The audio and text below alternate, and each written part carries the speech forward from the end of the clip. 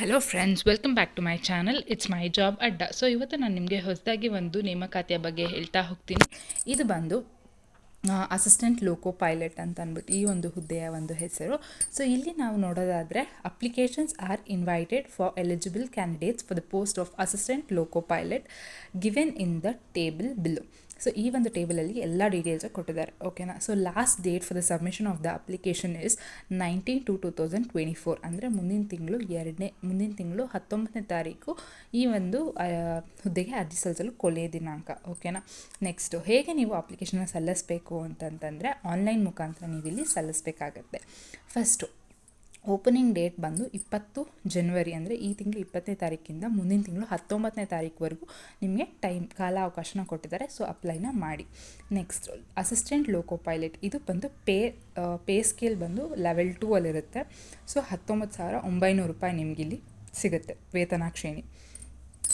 Medical standard ಬಂದು A1 ಇರಬೇಕಾಗುತ್ತೆ. Age ಬಂದು 18ರಿಂದ 30 ವರ್ಷದ ಒಳಗಿರಬೇಕು. ಟೋಟಲ್ ನಂಬರ್ ಆಫ್ ವೇಕೆನ್ಸೀಸ್ RRBಯಲ್ಲಿ ಬಂದು ನಿಮಗೆ 5,896 ವೇಕೆನ್ಸೀಸ್ ಇಲ್ಲಿ ಇದೆ. ಸೊ ತುಂಬ ವೇಕೆನ್ಸೀಸ್ ಇದೆ, ಆದಷ್ಟು ಅಪ್ಲೈನ ಮಾಡಿ. ಏಜ್ ಬಂದು ನಾನು ಆಲ್ರೆಡಿ ಹೇಳಿದ್ದೀನಿ. ನೆಕ್ಸ್ಟು ಮೆಡಿಕಲ್ ಸ್ಟ್ಯಾಂಡರ್ಡ್, ಫಿಟ್ನೆಸ್, ಇದನ್ನೆಲ್ಲ ಅವ್ರು ನೋಡ್ತಾರೆ. ಸೊ ಫಿಟ್ನೆಸ್ ಅಂತಾನೆ ಡಿಸ್ಟೆನ್ಸ್ ವಿಷನು, ನಿಯರ್ ವಿಷನು ಮತ್ತು ಮಸ್ಟ್ ಸ್ಟ್ಯಾಂಡರ್ಡ್ ಕಲರ್ ಟೆಸ್ಟ್ ಅವೆಲ್ಲನೂ ನೋಡ್ತಾರೆ. ನೆಕ್ಸ್ಟು ಎಜುಕೇಷನ್ ಕ್ವಾಲಿಫಿಕೇಷನ್ ಬಂದು ಮೆಟ್ರಿಕ್ಯುಲೇಷನ್, ಅಂದರೆ SLCನ ನೀವು ಪಾಸಾಗಿರಬೇಕು. SLC pass plus ITI from a recognised university. So recognised ಯೂನಿವರ್ಸಿಟಿಯಲ್ಲಿ ನೀವು ITIನ ಮಾಡಿರಬೇಕು, ಓಕೆನಾ.